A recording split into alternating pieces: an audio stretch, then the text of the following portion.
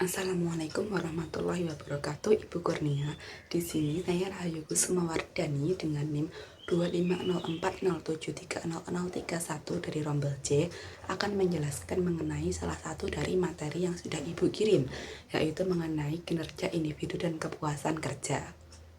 Nah, jadi kinerja individu pada ASN ini pada dasarnya tidak hanya berkaitan dengan seberapa banyak pekerjaan yang telah mereka selesaikan, tetapi juga mencerminkan mengenai bagaimana pegawai dapat bekerja secara produktif dan menjaga kondisi psikologis mereka, serta mampu menjaga komitmen dalam sistem birokrasi. Kinerja ini dipengaruhi oleh beberapa faktor, yaitu faktor individu seperti motivasi, serta faktor organisasi seperti kepemimpinan dan budaya kerja, hingga faktor pekerjaan seperti beban tugas dan pola kolaborasi. Nah, dalam hubungan ini, kepuasan kerja menjadi salah satu elemen kunci yang berperan sebagai penghubung antara kondisi kerja dengan hasil kinerja, sehingga tanpa adanya kepuasan kerja, sistem yang baik sekalipun tidak akan mampu menghasilkan kinerja yang optimal.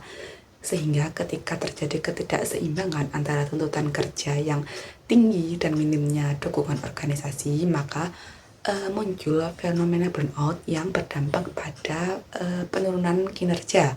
Oleh karena itu, topik ini menjadi penting karena berkaitan dengan kualitas pelayanan publik, efektivitas birokrasi, serta kesejahteraan ASN itu sendiri. Sehingga ketika kinerja dan kepuasan kerja mereka menurun, pelayanan publik juga akan menjadi lambat, kurang responsif, dan tidak memiliki, dan juga reformasi birokrasinya terhambat. Namun, dalam perspektif administrasi publik, konsep ini juga tidak lepas dari berbagai kritik. Salah satunya dalam pendekatan out public administration, di mana sistem kinerja cenderung terlalu formalistik dan administratif, sehingga penilaian seperti SKP dan juga survei itu hanya formalitas semata. Sedangkan dalam perspektif New Public Management, fokus yang terlalu besar pada efisiensi dan target justru mengabaikan aspek manusia, sehingga meningkatkan tekanan burnout pada pegawai itu sendiri. Sementara dalam pendekatan New Public Service, praktik di lapangan nyatanya masih menunjukkan adanya politisasi birokrasi dan lemahnya penerapan sistem merit yang bertentangan dengan prinsip keadilan dalam pelayanan publik. Sehingga secara implementatif, dinamika penerapan konsep ini menunjukkan adanya kesenjangan antara teori dan praktik, di mana di satu sisi terdapat upaya perbaikan melalui kepemimpinan transformasional dan peningkatan kualitas kerja, namun di sisi lain masih terdapat hambatan berupa budaya birokrasi yang kaku, resistensi terhadap perubahan, serta meningkatnya fenomena quiet quitting. Nah, salah satu contoh nyatanya yaitu penilaian kinerja ASN yang cenderung bersifat formalitas, di mana hampir seluruh pegawai dapat mendapatkan nilai baik tanpa adanya diferensiasi antara antara pegawai yang berkinerja tinggi dengan yang bekerja secara minimal. Kondisi ini menyebabkan hilangnya fungsi evaluasi dalam sistem kinerja, sehingga memunculkan opsi kepada pegawai bahwa ia tidak perlu berusaha lebih, serta membentuk budaya kinerja minimalis yang berdampak pada menurunnya inovasi dan produktivitas. Selain itu, penilaian yang rentan terhadap bias dan faktor non-teknis juga memperparah ketidakadilan dalam organisasi, sehingga dampaknya tidak hanya dirasakan oleh individu dalam penurunan motivasi dan burnout, tetapi juga oleh organisasi dan masyarakat melalui menurunnya kualitas pelayanan publik. Oleh karena itu, dapat disimpulkan bahwa permasalahan utama bukan terletak pada konsep kinerja itu sendiri, melainkan pada implementasi yang belum objektif dan belum didukung sistem pengawasan yang kuat.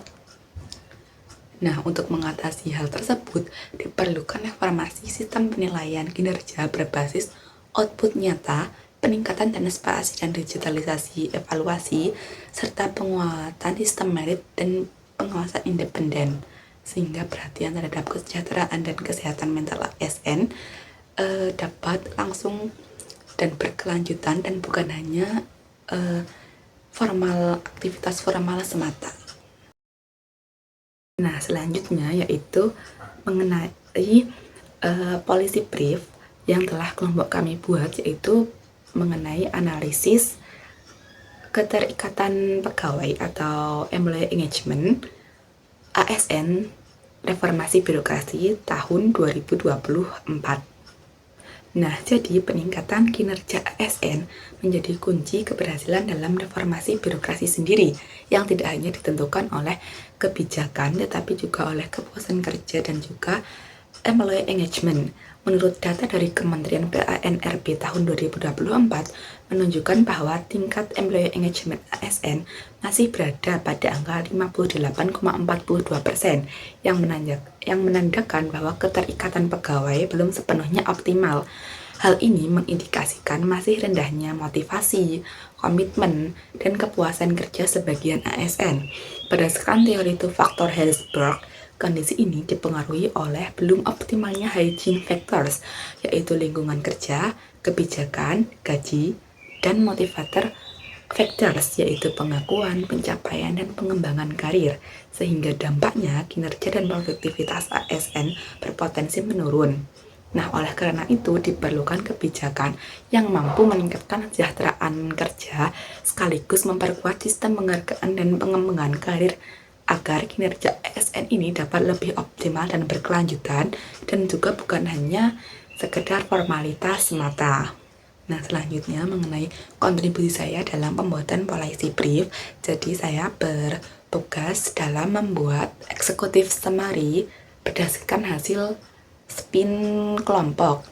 Selain itu saya juga merapikan layout dari policy brief itu sendiri. Saya juga yang memulai pembicaraan mengenai pembuatan policy brief. Oleh karena itu saya menempatkan diri saya sendiri berada di peringkat nomor 1. Selanjutnya untuk di peringkat 2 itu ada Imelda yang bertugas dalam mengerjakan bagian penyebab masalah. Dia juga membuat grafik dan juga tabel dalam policy brief dan cukup aktif juga dalam pembuatan policy brief. Dan nomor 3 itu ada Alika, karena dia juga cukup aktif dalam pembuatan policy brief sendiri. Dia bertugas dalam menyusun permasalahan utamanya, fokus masalahnya. Karena itu yang menempatkan Alika di nomor 3.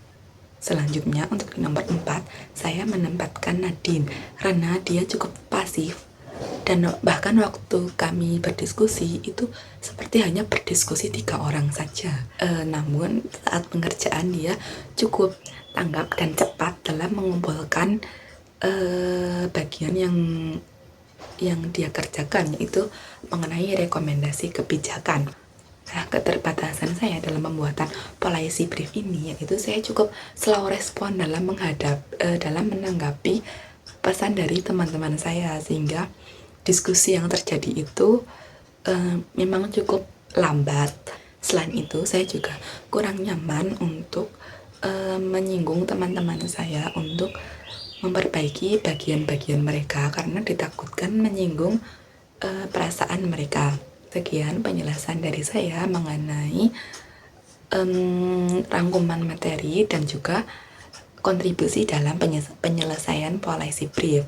Terima kasih Bu Kurnia. Mohon maaf apabila ada kesalahan. Wassalamualaikum warahmatullahi wabarakatuh.